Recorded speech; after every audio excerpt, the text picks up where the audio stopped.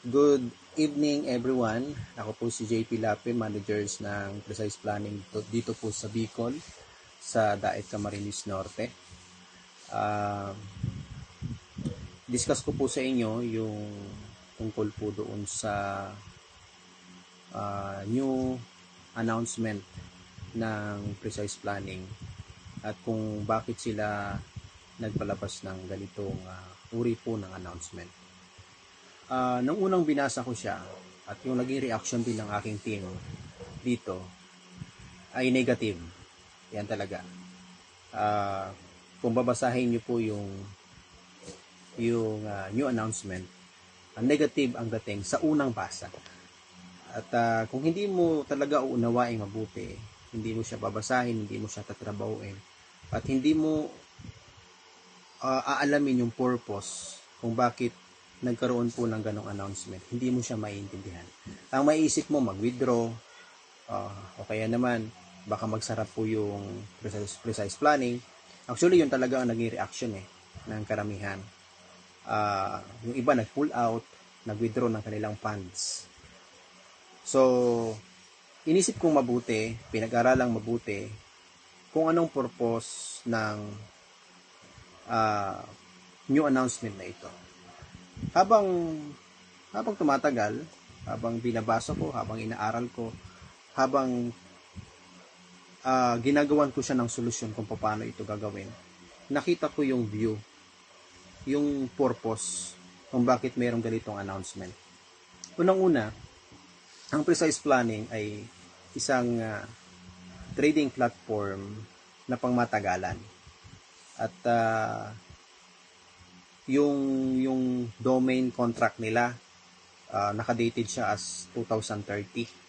So doon pa lang, malaking bagay na ito para yung loyalty natin ay nasa Precise Planning. At isa pa,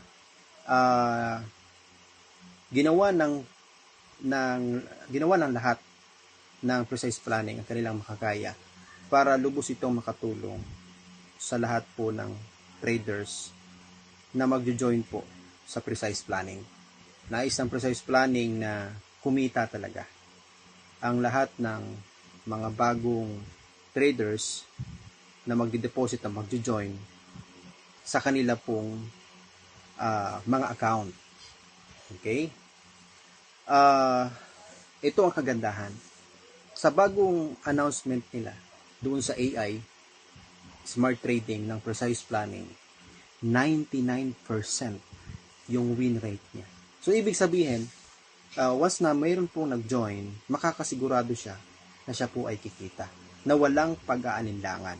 Napapansin nyo yung mga losses dati, nung nagmamanual pa tayo. Hirap hirap kumita. Ang tagal ng pag-angat ng earnings natin. Then, nung 2 months ago, yung AI, naging active po siya. And then, nakita natin may mga losses pa din. Pero, ang Precise Planning ay ginawa ang lahat ng makakaya para kumita ang bawat traders na papasok po at magiging active yung kanilang AI. Kaya, kung bakit masasabi natin, ganito naman sa kumpanya kapag ang kumpanya ay maganda, may konting talagang paghihigpit.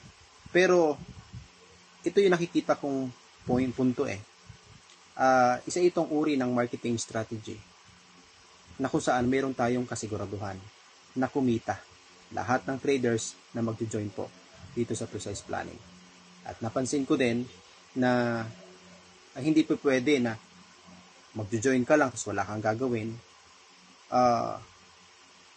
Kailangan once na po tayo ay nag-join, trabahuin po natin. Okay? Para naman sa ganon yung kita natin ay ma-enjoy natin at masasabi natin na ito ay worth it ko na ito ay tanggapin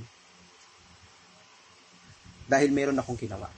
Ibig sabihin, karapat-dapat kang tanggapin ang blessing na galing po sa Precise dahil ito ay iyo pong pinaghirapan.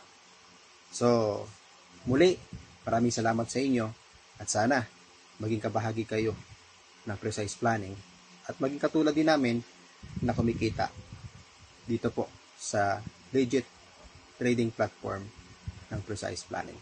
Thank you po. Maraming salamat sa inyo lahat.